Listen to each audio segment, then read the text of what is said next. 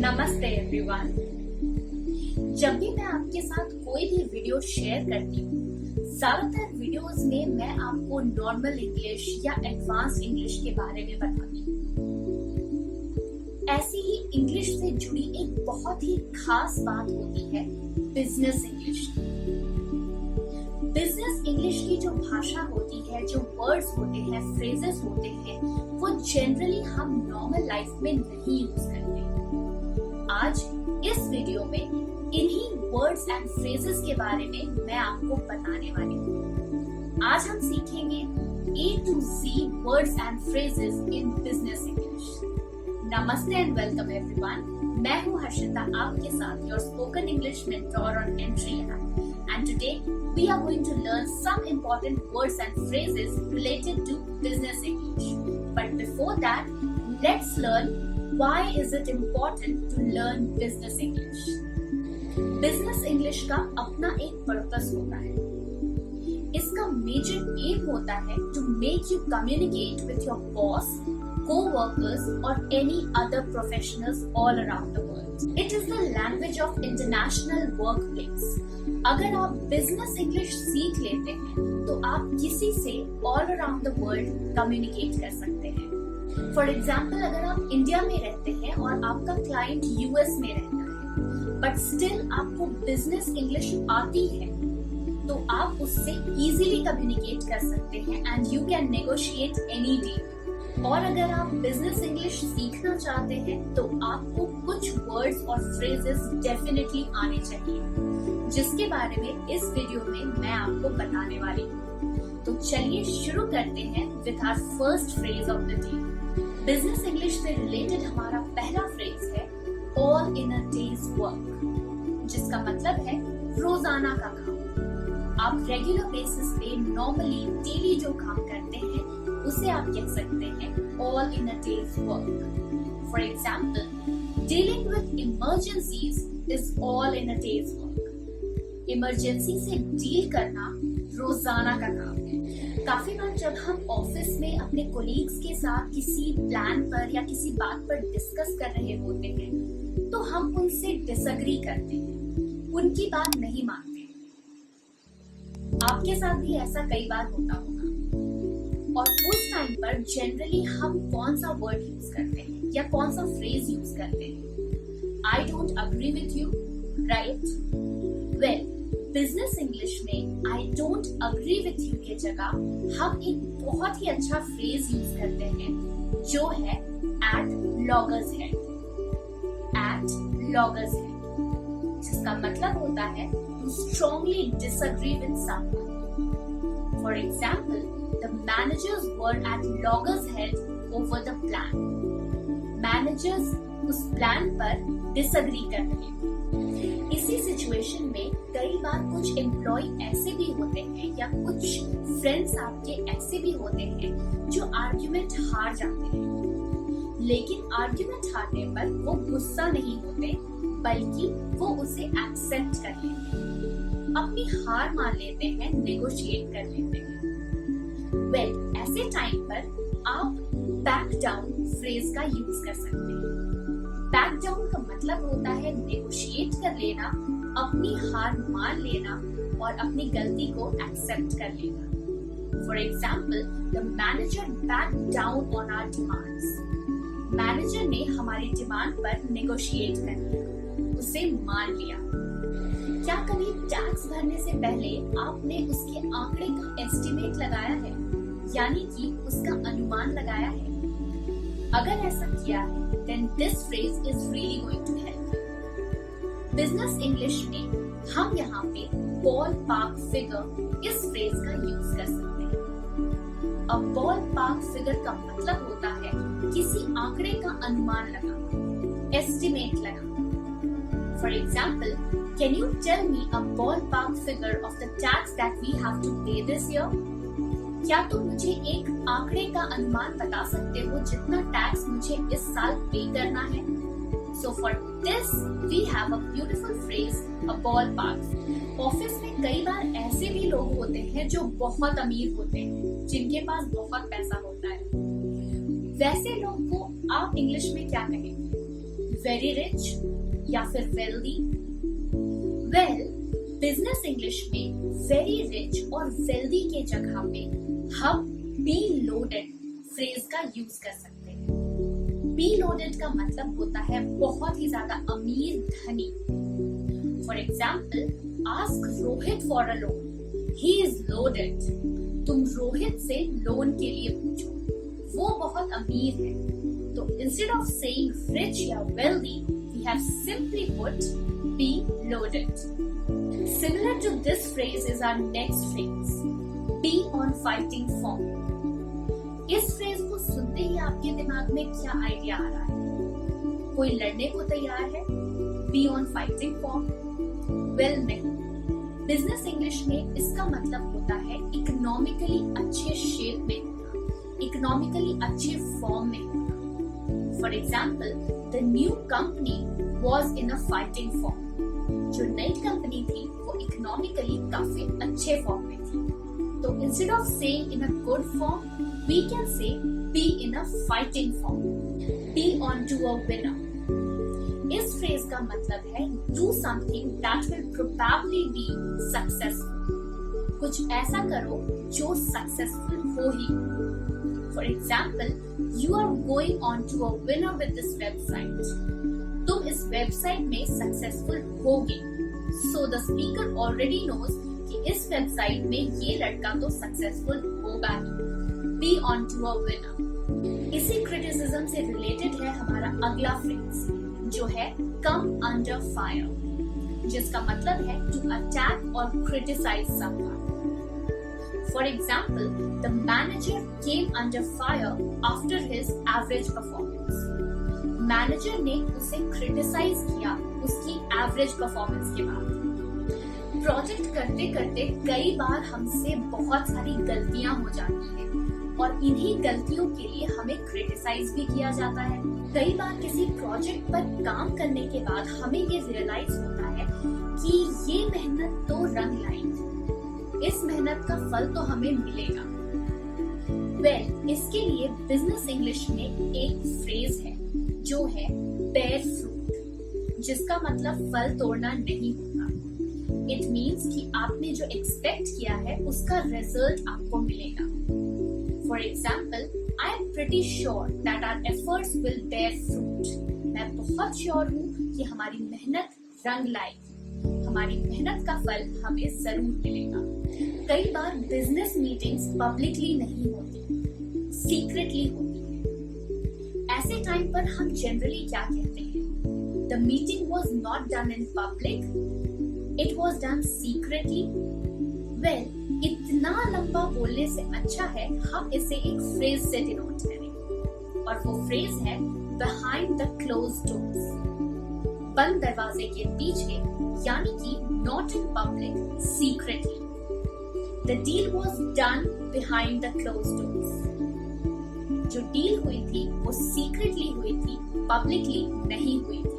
काम की बात करें तो बहुत बार ऐसा होता है कि हम एक ऐसी सिचुएशन में पहुंच जाते हैं जहां पे हमें ये डिसाइड करना होता है कि हम इस जॉब को छोड़ें या नहीं, हम दूसरी जॉब स्विच करें या नहीं। आई एम श्योर आपके साथ भी ऐसा काफी बार हुआ होगा। वेल, ऐसे सिचुएशन में हम एक बहुत ही अच्छा फ्रेज यूज कर सकते हैं। जहाँ पे आप एक डिफिकल्ट सिचुएशन में होते हैं, आप डिसाइड नहीं कर पाते कि मुझे क्या करना चाहिए, वेदर मुझे जॉब चेंज करनी चाहिए या नहीं।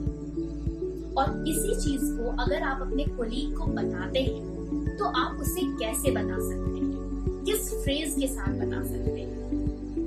You can say between a rock and a hard place, जिसका मतलब है be in a difficult situation, किसी कठिन सिचुएशन में होना। For example, I am in a rock and a hard place whether to switch my job और not. मैं एक बहुत ही डिफिकल्ट सिचुएशन में हूँ कि क्या मैं अपनी जॉब को स्विच करूँ या नहीं। फेसबुक का सबसे इम्पोर्टेंट पर्सन कौन है?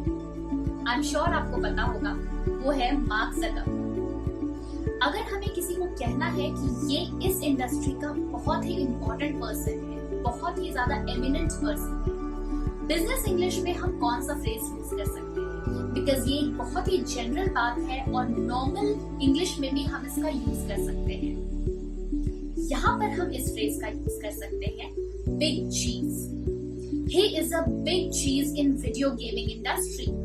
वो वीडियो गेमिंग इंडस्ट्री का एक बहुत ही इम्पोर्टेंट पर्सन है। Also you can use it in your normal life. For example, he is a big cheese on television. वो टेलीविजन पर एक बहुत ही इम्पोर्टेंट पर्सन है। बिजनेस की बात करें तो कई बार कुछ ऐसे भी प्रोडक्ट्स लॉन्च होते हैं जो फेल हो जाते हैं, जो मार्केट में बहुत अच्छा नहीं कर पाते। And generally we say this product failed और this product failed to achieve success. इस फेल्ड वर्ड की जगह हम एक नया वर्ड यूज कर सकते हैं, एक बहुत ही अच्छा वर्ड यूज कर सकते हैं, वो है bombed. The new product bombed. Instead of saying failed, we said bombed. You just have to replace the word. Fail का opposite क्या होता है? अच्छा करना, to pass. ऐसे ही फेल का ऑपोजिट टाइम बिजनेस के लिए भी आता है जब वो बहुत ही सक्सेसफुल होता है, a time of great prosperity. इस टाइम को हम कहते हैं बूम टाइम, जब बिजनेस बहुत ही अच्छा करता है, बहुत ही सक्सेसफुल होता है। The time is for their prosperity. For example, it's a boom time for the business, the product is really doing well. Business के लिए ये प्रॉस्पेरिटी का टाइम है, ये बहुत ही अच्छा टाइम है क्योंकि प्रोडक्ट बहुत ही ज्यादा सक्सेसफुल हो रहा है, बहुत ही ज्यादा अच्छा हो रहा है। Our next phrase is beat around the bush, जिसका मतलब है not getting to the point और इधर उधर की बात करना। ऐसा तब होता है जब हम किसी के सामने बात करने से हिचकिचाते हैं। We beat around the bush. Company है, बिजनेस है, तो प्रॉब्लम को एक्सपीरियंस करना तो जाहिर सी बात है, इट्स अ डेली रूटीन। इसी प्रॉब्लम को एक्सपीरियंस करने को हम कहते हैं बम्पी राइड, जिसका मतलब होता है to experience a problem. For example, the company experience a bumpy ride in the month of March. Company को बहुत सारे प्रॉब्लम्स फेस करने पड़े in the month of March. किसी भी चीज को एंड करना, उसे खत्म करना बुरा लगता है, राइट? वेल, इसी एंड करने को, खत्म करने को बिजनेस इंग्लिश में हम एक दूसरे फ्रेज से डिनोट करते हैं, जो है कॉल टाइम ऑन, जिसका मतलब है खत्म कर देना। For example, the company call time on it's incentive system. Company ने अपने इंसेंटिव सिस्टम को खत्म कर दिया। एज एन एम्प्लॉय हमें बहुत अच्छा लगता है जब हमारा कोई प्रोडक्ट या सर्विस बहुत पैसे कमाता है। वेल, ऐसे ही सिचुएशन में हम यूज करते हैं इस फ्रेज को कैश काउ। कैश काउ का मतलब होता है वो प्रोडक्ट और service which make a lot of money. For example, their series of spoken English books is a cash cow. उनकी spoken English series of books ने बहुत पैसे कमाए। He is a company man. क्या कभी आपने ये वर्ड यूज किया है? कंपनी मैन का मतलब होता है वो लोग जो अपनी कंपनी के लिए बहुत ही ज्यादा लॉयल होते हैं। जनरली हम लॉयल वर्ड का ही यूज करते हैं, बट अगर बिजनेस इंग्लिश में हम कहें तो हम कह सकते हैं company man. John is a company man. John अपनी कंपनी के लिए बहुत ही ज्यादा लॉयल है, so he is a company man. Instead of saying simply loyal, we can replace it with this word company man. मेरे पिछले कंपनी में मेरे मैनेजर के पास बहुत ही महंगी गाड़ी थी। मैं जब भी उस गाड़ी को देखती थी तो मैं हमेशा कहती थी कि ये गाड़ी बहुत महंगी होगी। It might cost a lot of money. Instead of saying costs a lot of money, we can replace it with a phrase which is costs an arm and a leg, जिसका मतलब भी सेम होता है, बहुत ही ज्यादा महंगी। एक कंपनी के लिए सबसे ज्यादा डिफिकल्ट क्या होता है, सबसे ज्यादा प्रॉब्लमैटिक क्या होता है? लॉस? Not exactly. लॉस से भी ज्यादा मुश्किल होता है उस लॉस से रिकवर करना, उस प्रॉब्लम को ओवरकम करना। इसी रिकवरी को हम कहते हैं to bounce back. The business और the company bounce back after a huge loss. उस कंपनी ने, उस बिजनेस ने रिकवर किया after a huge loss. Moving on with our next phrase, I am sure आप में से बहुत सारे लोग मुझसे इस फ्रेज पर तो अग्री करेंगे। In spite of your hard work, there are so many people who actually don't work hard for the company. जो कंपनी के लिए हार्ड वर्क नहीं करते या कुछ भी नहीं करते, उन लोगों को हम जनरली क्या कहते हैं? Lazy people, those who don't work for the company. Well, business English में हम उन्हें कहते हैं डेडवुड। डेडवुड का मतलब होता है वो लोग जो काम नहीं करते। For example, there's lot of dead wood in this department. इस डिपार्टमेंट में कई लोग ऐसे हैं जो कंपनी के लिए कंट्रीब्यूट नहीं करते। So instead of saying lazy people, you can say dead wood. These people are dead wood who don't contribute to the company. हमारा अगला फ्रेज है dog eat dog. Now don't go with the literal meaning of this term. Dog eat dog का मतलब होता है जब environment बहुत ही ज़्यादा कॉम्पिटिटिव होता है या लोग बहुत ही ज़्यादा कॉम्पिटिटिव होते हैं। ऐसे सिचुएशन में हम इस फ्रेज का यूज़ कर सकते हैं, dog eat dog. For example, don't worry you didn't get the promotion this year, it's a dog eat dog environment over here. Don't worry कि तुम्हें इस टाइम में प्रमोशन नहीं मिला, यहाँ का एनवायरनमेंट बहुत ही ज़्यादा कॉम्पिटिटिव है। It's a dog eat dog environment over here. कई बार किसी एम्प्लॉय की परफॉर्मेंस को देख के ऐसा लगता है कि यार इसका तो प्रमोशन पक्का है। ऐसा लगता है कि अग्रीमेंट हो चुकी है कि इसे तो प्रमोशन मिलने ही वाली है। वेल, ऐसे सिचुएशन में हम डन डील फ्रेज का यूज कर सकते हैं, जिसका मतलब होता है an agreement which is already made. For example, Rajesh is going to be promoted this year. It's a done deal. Rajesh की प्रमोशन इस ईयर तो होगी ही, ये अग्रीमेंट पहले से ही तय है। It's a done deal. बुरा लगता है ऐसे सिचुएशन में जब हमारे पास बहुत सारा काम होता है और हम किसी कोवर्कर को जाके या अपने किसी कोलीग को जाके कहते हैं कि प्लीज़ मेरा ये छोटा सा काम कर दो, मेरे पास बहुत सारा काम है। और उससे भी बुरा लगता है जब वो पर्टिकुलर इंसान उस काम के लिए मना कर देता है। ऐसे सिचुएशन में हम इस फ्रेज का यूज़ कर सकते हैं, फॉल ऑन डेफ ईयर्स, जिसका मतलब है टू इग्नोर समथिंग। आपकी बात को इग्नोर कर देना, उसे ना सुनना। For example, My colleague fell on deaf ears when I asked him to help me. मेरे कोलीग ने मेरी बात को अनसुना कर दिया, उसे इग्नोर कर दिया जब मैंने उससे हेल्प मांगी। कंपनी में बहुत सारे ऐसे लोग भी होते हैं जो बहुत ही अच्छा पैसा कमाते हैं, मोटी रकम कमाते हैं। ऐसे लोगों को हम कहते हैं फैट कैट्स। फैट कैट्स का मतलब होता है वो लोग जो बहुत ज़्यादा पैसा कमाते हैं। For example, the fat cats have really done well. वो लोग जो बहुत पैसा कमाते हैं, उन्होंने वाकई में बहुत अच्छा किया है। आपकी फेवरेट कंपनी कैसी होनी चाहिए या आपका ड्रीम जॉब कैसा होना चाहिए? आई एम श्योर ऐसा ही होना चाहिए जहाँ पे आपको फ्रीडम हो कुछ करने का, जो आप चाहे वो करने का। वेल, ऐसे सिचुएशन में हम यूज करते हैं अ फ्री हैंड इस फ्रेज का, जिसका मतलब होता है when you have freedom to do what you want. For example, she was given a free hand to hire whosoever she wanted. उसे एक फ्रीडम दी गई उन्हें हायर करने की जिनका भी उसे मन था। So whenever you get a freedom of doing whatever you want, you can use this phrase, a free hand. अगला फ्रेज जो मैं बिल्कुल भी डिस्कस करना नहीं चाहती और आई एम श्योर आपको भी सुनने में अच्छा नहीं लगेगा, ये फ्रेज है फायर्ड।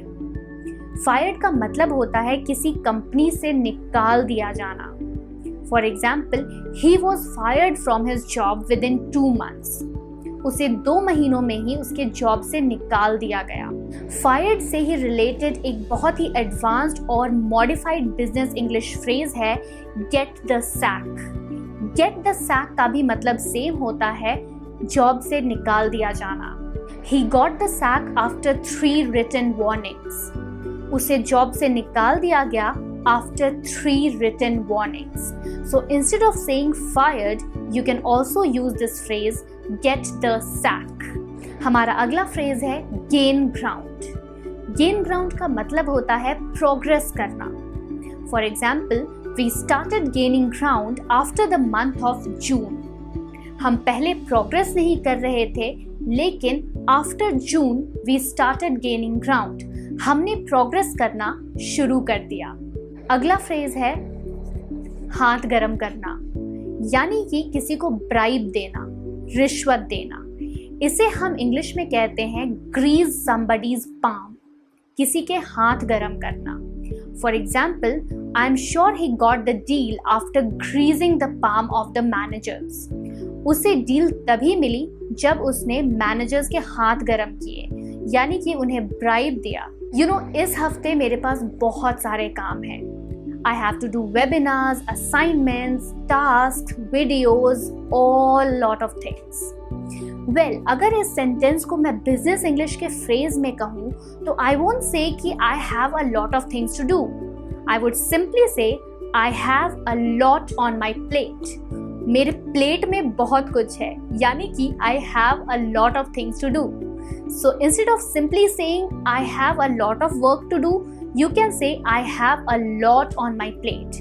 मेरे पास बहुत सारा काम है। काम तो मेरे पास बहुत है, मैं चाहूँ तो भी अपने कोलीग्स को नहीं बोल सकती, because they are also prevented from helping me. वो भी मेरी हेल्प नहीं कर सकते क्योंकि उनके हाथ बंधे हुए हैं। हाथ बंधे होने का मतलब लिटरली ये नहीं होता कि उनके हाथ बंधे हुए हैं। इसका मतलब होता है they are prevented from doing something. वो चाहकर भी मेरी हेल्प नहीं कर सकते। मे बी उनके पास अपना बहुत काम है या उनके पास अदर बहुत सारे वर्क हैं। So instead of saying I can't help you, इसे मॉडिफाई करके आप कह सकते हैं I wish I could help you but my hands are tired. The next business English phrase is to keep someone in loop. Keep someone in loop का मतलब होता है किसी को किसी बारे में informed रखना। Can you please keep me in loop when you draft an email? क्या तुम मुझे भी inform कर दोगी when you draft an email? So simply saying can you please inform me की जगह हम use कर सकते हैं can you please keep me in loop? क्या तुम मुझे informed रख सकती हो? किसी जॉब को करने से पहले सबसे पहला क्राइटेरिया क्या होता है? जॉब ढूंढना। एंड ये सबसे डिफिकल्ट टाइम होता है जब आप जॉब ढूंढ रहे होते हो। आपको काफ़ी अलर्ट रहना पड़ता है, कौन सी इंफॉर्मेशन आ रही है, कहाँ से न्यूज़ आ रहे हैं, कहाँ से आर्टिकल्स आ रहे हैं और कहाँ से जॉब अपॉर्चुनिटीज़ आ रही हैं। You have to be alert, you have to keep your eyes and ears open. Instead of saying be alert, you can say keep your eyes and ears open. तुम अपने आँख और कान खुले रखो। Be alert so that जो भी notification आए वो तुम्हें पता रहे। Moving on with our next phrase, leave someone out in cold. Now इस फ्रेज का मतलब ये नहीं है कि आपको ठंड में बाहर छोड़ देना। इसका मतलब है किसी को एक्सक्लूड कर देना। For example, the manager started the meeting and we were left out in the cold. Managers ने मीटिंग स्टार्ट कर दी और हमें एक्सक्लूड कर दिया। वो हिंदी में कहते हैं ना, जहाँ भी जाओ अपनी छाप छोड़ दो। बिजनेस इंग्लिश में उसी को हम कहते हैं मेक योर मार्क। अपनी छाप, अपना निशान छोड़ दो। For example, he made his mark as a tax specialist. उसने एज अ टैक्स स्पेशलिस्ट अपना निशान छोड़ दिया, अपना मार्क बना दिया। सबसे अच्छा वर्किंग एनवायरनमेंट वही होता है जहाँ पे काम भी होती है, मस्ती भी होता है, फन भी होता है, isn't it? वेल, ऐसे ही सिचुएशन में हम यूज करते हैं ये phrase, mix business with pleasure. काम के साथ साथ fun. For example, it's always good to mix business with pleasure. हमेशा ही अच्छा होता है अगर आप काम के साथ साथ मस्ती भी करें, फन भी करें। बिजनेस इंग्लिश से रिलेटेड हमारा अगला फ्रेज है not up to the scratch, जिसका मतलब है उतना अच्छा नहीं जितना होना चाहिए। Not as good as it should be. Your performance is not up to the scratch. तुम्हारा परफॉर्मेंस उतना अच्छा नहीं है जितना होना चाहिए। बिजनेस और उसके एम्प्लॉयज के लिए सबसे अच्छा टाइम होता है जब बिजनेस स्मूथ जा रहा होता है। Instead of saying the business is going smooth, you can say on an even keel. The business is going on an even keel, which means it's going smooth। बिजनेस में कई बार बहुत सारे पैसे भी खर्च करने पड़ते हैं, ये तो आपको पता ही होगा। So instead of saying paying too much, यहाँ पे आप बिजनेस इंग्लिश का एक बहुत ही अच्छा फ्रेज यूज कर सकते हैं जो है पे थ्रू द नोज। इसका मतलब ये नहीं है कि आपको नाक से पे करना है, नो, इसका मतलब है बहुत ही ज्यादा अमाउंट पे करना है। For example, the company paid through the nose for the consultancy work। Company ने बहुत सारा पैसा खर्चा किया कंसल्टेंसी वर्क के लिए। आई रिमेम्बर मेरी एक फ्रेंड थी जो किसी कंपनी में काम करती थी एंड वो कंपनी पानी पीने के लिए भी एम्प्लॉयज से पैसे लेती थी। You know what's that called? That is called Penney pinching, जिसका मतलब है छोटे छोटे पैसे बचाना, थोड़े थोड़े पैसे बचाना। For example, it's penny pinching to ask the employees to pay for their drinking water। जल्दी पैसे कमाना किसको अच्छा नहीं लगता? Money made quickly। Well, in business English, we call it quick buck। Money made quickly। For example, a few strategies can make a quick buck। थोड़ी सी strategies जल्दी पैसा बना सकती हैं। काफ़ी ऐसे एम्प्लॉयज़ होते हैं ना जिससे आप कहते हैं कि अरे वो तो मैनेजर का दाहिना हाथ है। ऐसे ही लोग को हम कहते हैं right hand man in business English. For example, the managers right hand man is an ambitious man. Manager का जो दाहिना हाथ है यानी कि जो आदमी है वो बहुत ही एम्बिशियस है। हमारा अगला फ्रेज है राइजिंग स्टार, जिसका मतलब है वो इंसान जो कंपनी में बहुत ही अच्छा कर रहा है। Someone who is doing really well in the company। For example, she is a rising star of the company। Everyone is predicting that she is going to be the manager in couple of years। वो company में बहुत ही अच्छा कर रही है और सब predict कर रहे हैं कि आने वाले सालों में वो मैनेजर बन जाएगी। ऑल्दो सभी का काम घर से चल रहा है, it's work from home, but जब हम ऑफिस जाते थे तो हम सबसे पहले अपने कोलीग्स को या कोवर्कर्स को क्या कहते थे? चलो शुरू हो जाओ, काम शुरू करो, काम के लिए तैयार हो जाओ। इन सारे वर्ड्स को अगर हम क्लब अप करें तो हम क्या कह सकते हैं in business English? Roll up your sleeves. इसका मतलब literally rolling up your sleeves नहीं है, इसका मतलब है चलो शुरू हो जाओ।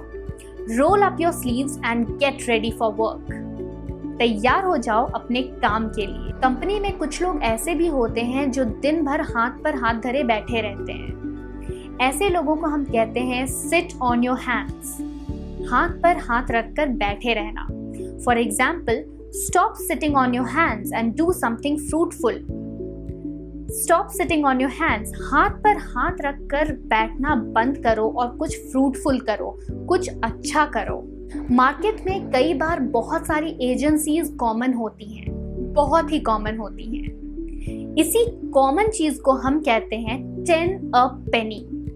10 a penny का मतलब होता है बहुत ही common, very common. For example, digital marketing agencies are 10 a penny these days।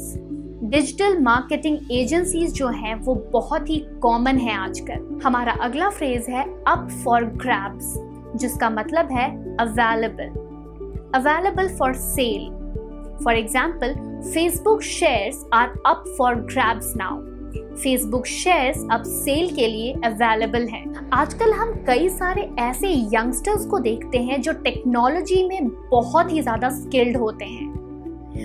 ऐसे लोगों को हम कहते हैं विज किड। विज किड का मतलब होता है समवन हु इज स्किल्ड, जो किसी भी चीज में बहुत स्किल्ड होते हैं। For example, if you need any help with technology, you can go to that whiz kid. अगर तुम्हें टेक्नोलॉजी में कोई भी हेल्प चाहिए, तुम उस विज़किड के पास जा सकते हो, क्योंकि वो बहुत ही ज़्यादा स्किल्ड है। क्या आपको ऐसे लोग अच्छे लगते हैं जो बॉस की हर बात में हाँ में हाँ मिलाते हैं? वेल, मुझे तो ऐसे लोग बिल्कुल नहीं पसंद है। ऐसे लोगों को हम कहते हैं येस मैन। येस मैन का मतलब होता है one who always agrees with the boss. He is the yes man of the boss. वो बॉस की हर बात में हाँ मिलाता है। So instead of saying anything else, you can use this beautiful word yes man. He is the yes man of the boss.